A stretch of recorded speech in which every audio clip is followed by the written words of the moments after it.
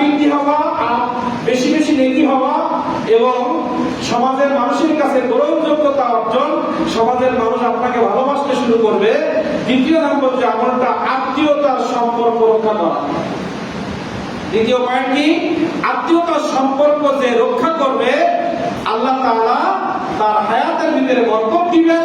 সেটা বৃদ্ধির মাধ্যমে হতে পারে, সেটা বেশি বেশি ভালো কাজ করার মধ্যে, অল্প হায়াতের মধ্যে অনেক নেকি দিয়ে ভরে দিবে। এটা হায়াতের মধ্যে বরকত বৃদ্ধি।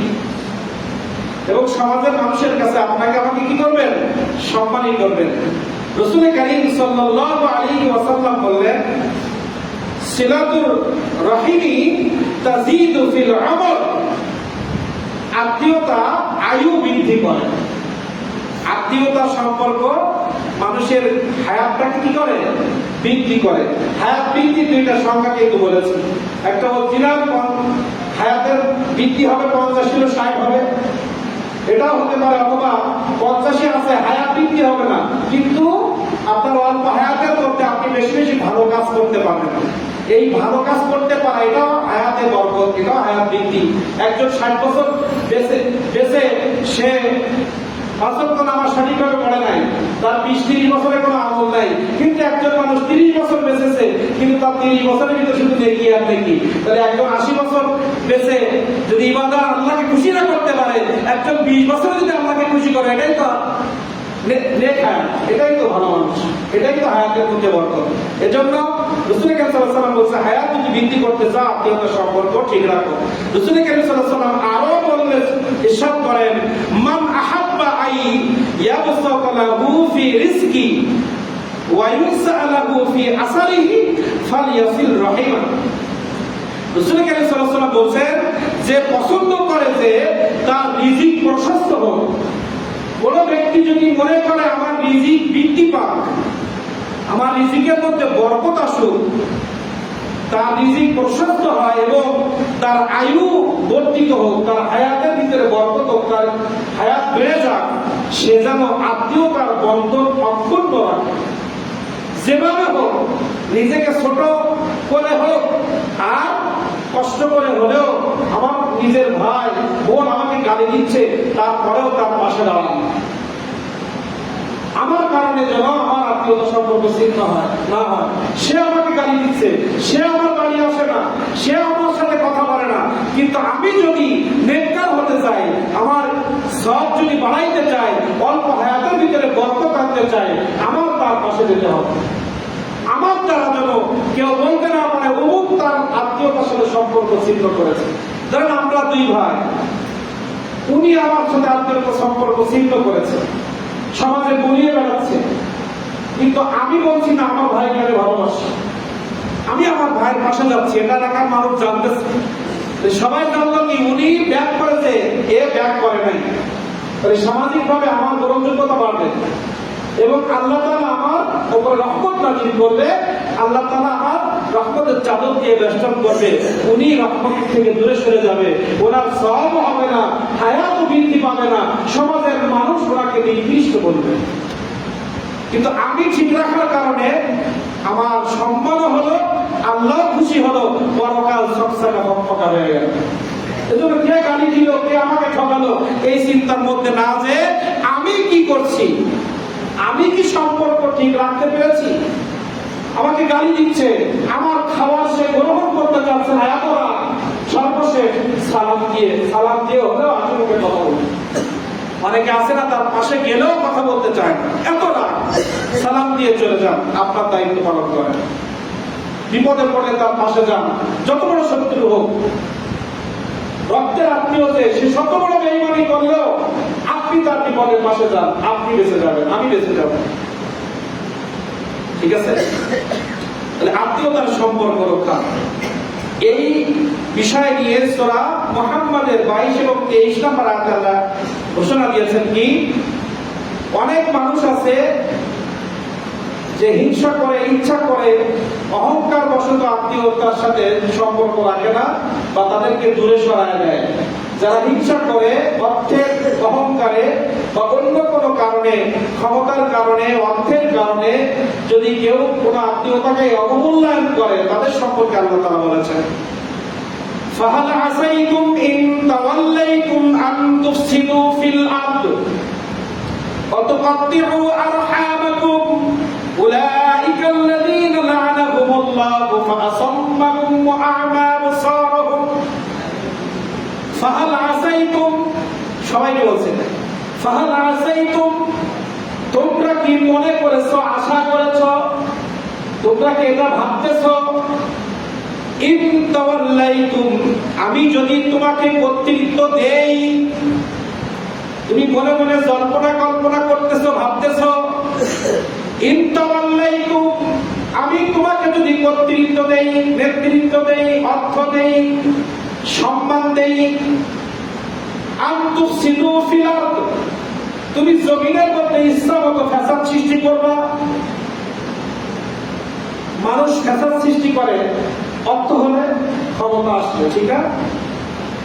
সমাজের কিছু মানুষ আছে, তারা পাওয়ার পাইলে আর অর্থ পাইলে মানুষকে মানুষ মনে করে না, বলছে নিজের ভাই বোন আর প্রতিবেশী। এদেরকে আল্লাহ তাআলা বলছে, আমি যদি তোমাদেরকে দেই, তাহলে আমাদের যেটা আসে এটা কে দেয়?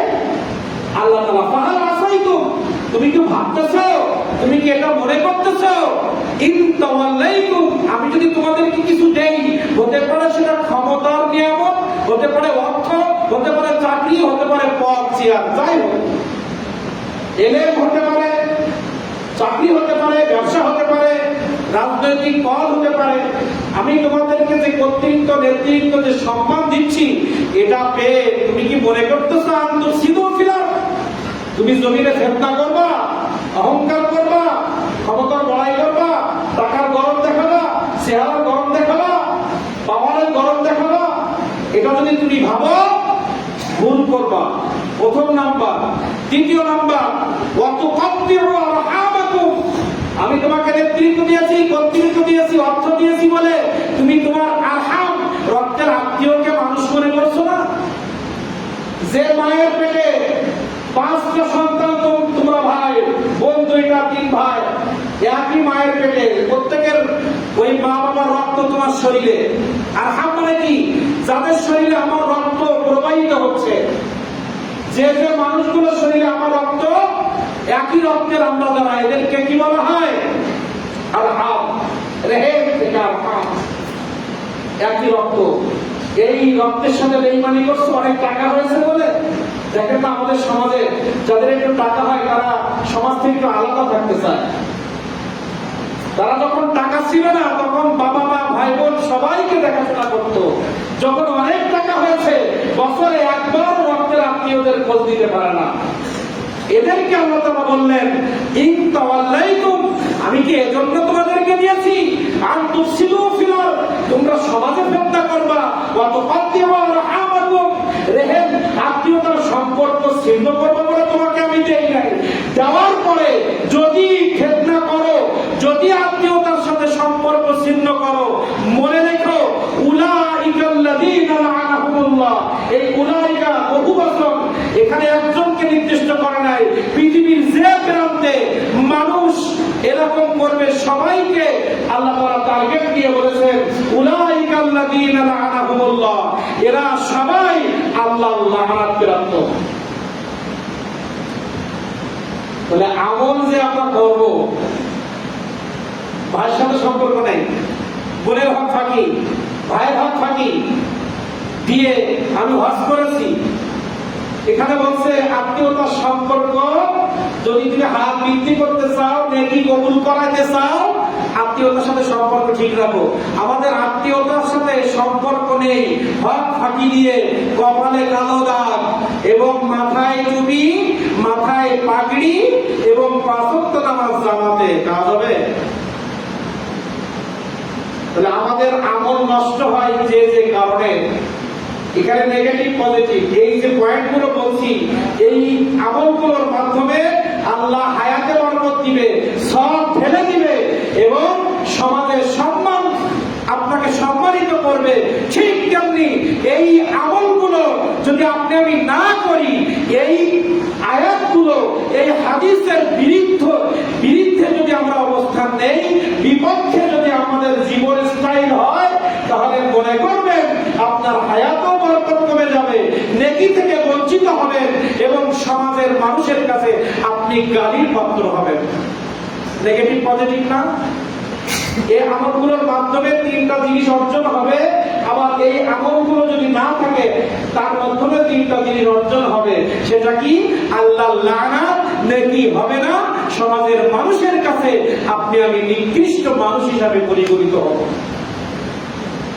আচ্ছা বলেন তো,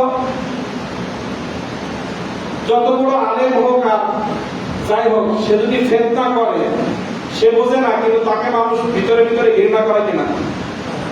সে ইমাম হোক, সে আলেম হোক, সে যে হোক না কেন, সে নেতা হোক, সে ব্যবসায়ী হোক, চাকরিজীবী হোক, যদি তার ভিতরে এই কাজগুলো থাকে, আত্মীয়তার সম্পর্ক নেই, ফিতনা করে, সমাজে একটু গ্রহণযোগ্যতা আসছে, মানুষ একটু টাকা পয়সা হয়েছে, মানুষকে দুটো কথা বললে শোনে, এবার ফিতনা সভা করে শুরু করেছে। এই ফিতনাবাজকে সমাজের মানুষ ঘৃণা করে, হয় কিনা? এটা আপনারা বাস্তবের সাথে মিলাই নেবেন। আল্লাহর কোরআন বাস্তব সম্মত, প্রত্যেকটা হাদিস, প্রত্যেকটা আয়াত নাজিল হয়েছে বাস্তব প্রেক্ষাপটের উপরে ভিত্তি করে। আল্লাহ তাআলা প্রত্যেকটা আয়াত নাজিল করেছে বাস্তবতার উপরে। রাসূল সাল্লাল্লাহু আলাইহি ওয়াসাল্লামের জবাব দিয়ে প্রত্যেকটা কথা বের হয়েছে বাস্তবতার উপরে।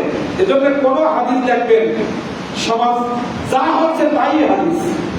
আমরা আমল করলেও হাদিসে আছে, গুনাহ করলেও হাদিসে আছে, আমরা কি বলবো সেটাও 1500 বছর আগে রাসূল সাল্লাল্লাহু আলাইহি ওয়াসাল্লাম বলে দিয়েছে, কোন পথে হাঁটবো সেটাও বলে দিয়েছে, কোন পথটা জাহান্নামী, কোনটা জান্নাতি, কোনটায় নেকি, কোনটায় গুনাহ, সব সবসকা পকপকা করে প্যাকেজ করে আমার নবীজি মদিনায় ঘুমিয়ে আসেন।